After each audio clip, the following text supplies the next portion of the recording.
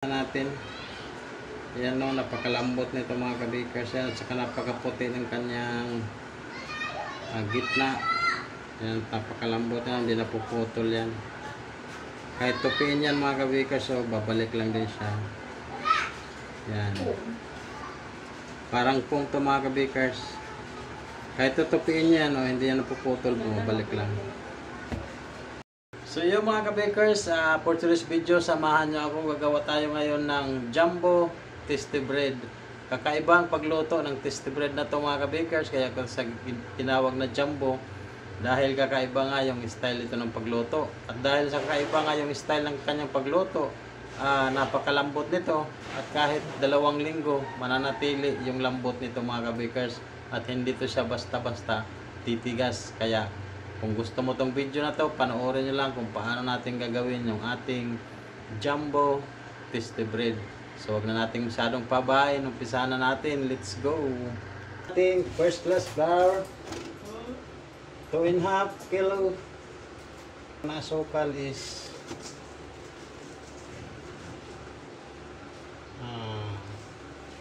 para manamis-namis yung ating tasty is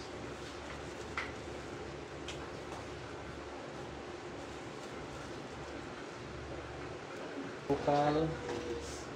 Yan. 35 grams.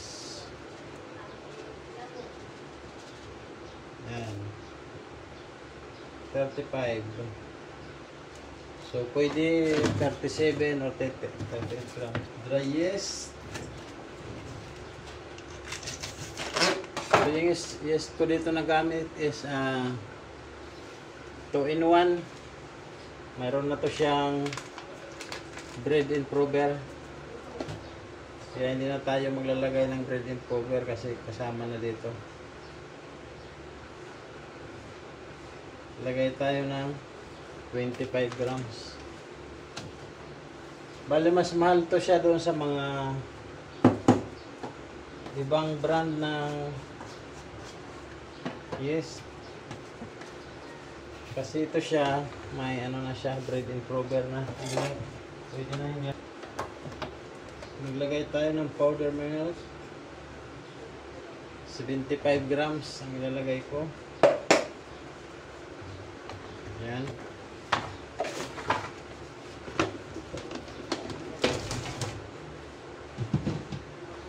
So, maglagay tayo ng vanilla. Yan, mga 2 tulo lang. Tabi muna natin ito. Bigyan natin isang itlog. Yan.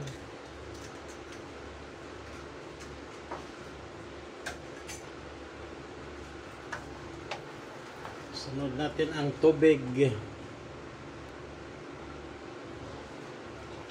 Ito yung cup na gagamitin ko. Ang size ng cup nito is katumbas to ng isang lata ng hibap. Yan.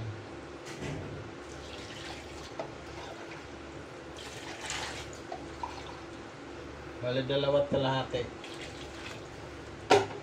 So, yan. Mix lang natin. So, tunawin muna natin yung ating mga dry ingredients na nilagay. Tama na yung ating itlog. Yan.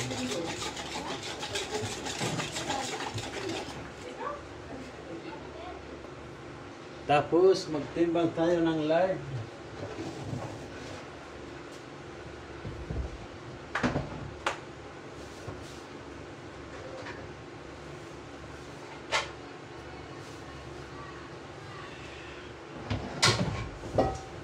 Ano, 125 grams lard lang gamitin natin para maputi yung tasty natin. Pagkatapos ay tunawin natin konti yung lard.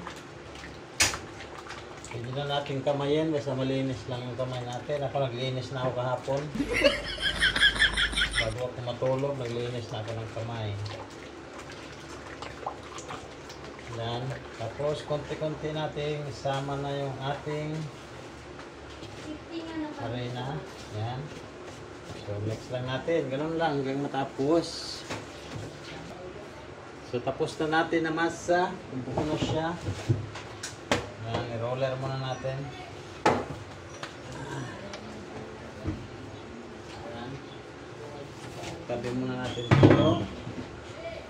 Punasan ang misa. Yan. Yung isda, yung bili tayo. Isda yan, be.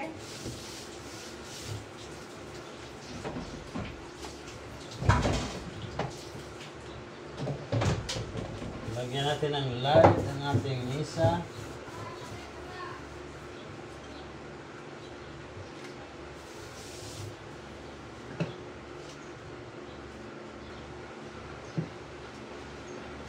Ano yung sinisigaw niya, be? So yan mga bakers, first meal of the day. Ano tayo ngayon, low carb. Ito yung pagkain sa naglo-low carb mga kabikers. Hindi tayo nagkakanin. Minsan nanginginig na tayo pag di tayo nagkakanin. Yan. First bite para sa inyo mga kabikers.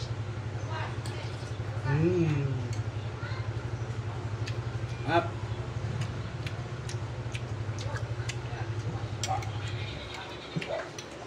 Pares mga kabikers. Puro lang sabaw. Meron siya konting laman.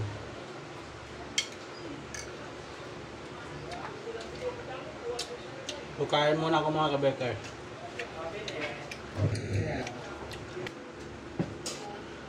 Tapos na tayo. Ayan, after 5 minutes. So, titimbangin ko na mga kabikers.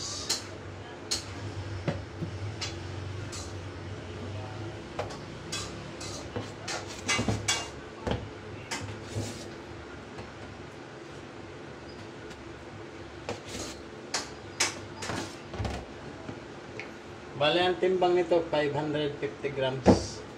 Yan mga bakers, tigurahin natin. Ganito lang pagtigura. Yan. Yan.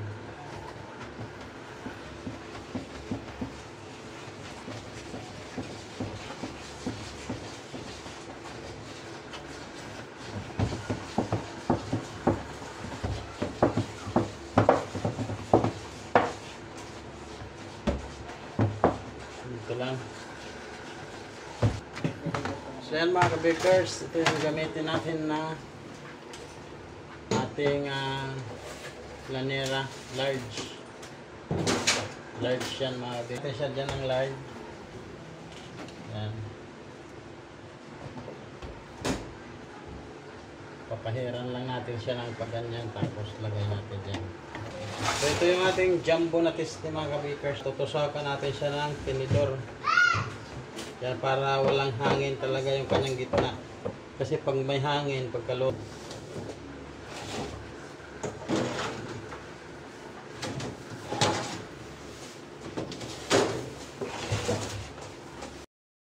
Yan mga kabakers, after 3 hours, paalsan natin.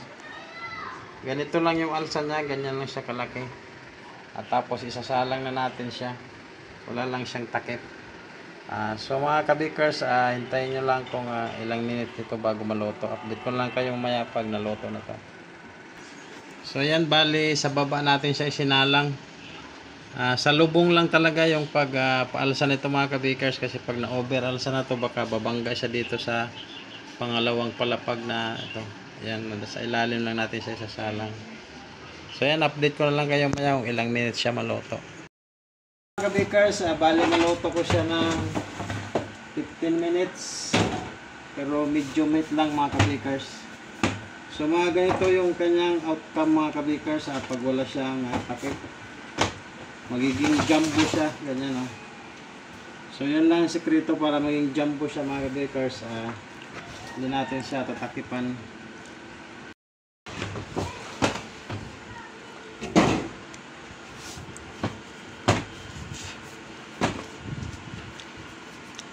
So yan mga kabakers, kumpara mo siya sa mga ibang pagkaraniwang tiste, siya ay mataba. Ayan o, ano siya, malaki dito. Parang matangkad siya.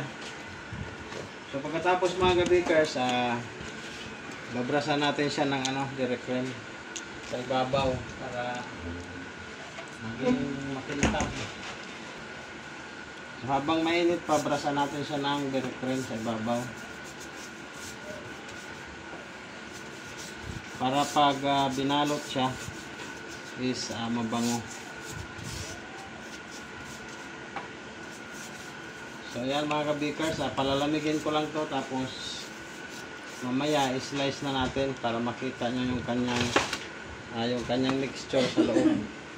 So ayan mga bakers, abangan nyo lang mamaya pag malamig na. Ayan na mga kabakers, yan ang ating jumbo na tiste. Malamig na siya, kung makapansin nyo, 5 piraso na lang dahil nabinta na yung iba. Ayan o. So ayan o, napakalambot nito mga kabakers. So i-slice na natin. I-slice natin yung isa ng mano-mano para makita nyo yung kanyang yung mixture pa ng ating tiste para makita nyo. I-slice natin itong isa mano-mano. Pakita ko sa inyo. Ayan. Hatiin natin dito.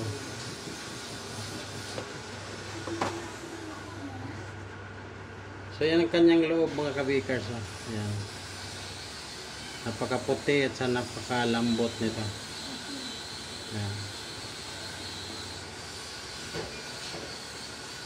So pwede ito natin i-slice ng mano-mano. Ganito lang. Ayan.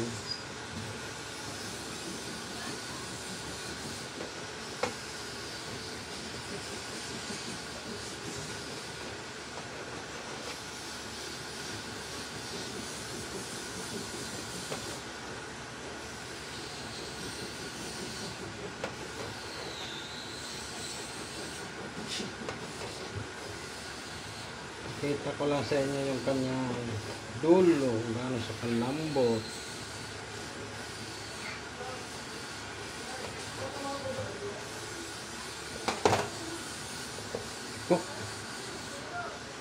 Ayan, ito yung kanyang dulo mga kabakers. Gaano siya kalambot kahit hindi siya hindi siya napuputol. Lambot lang siya. Ayan.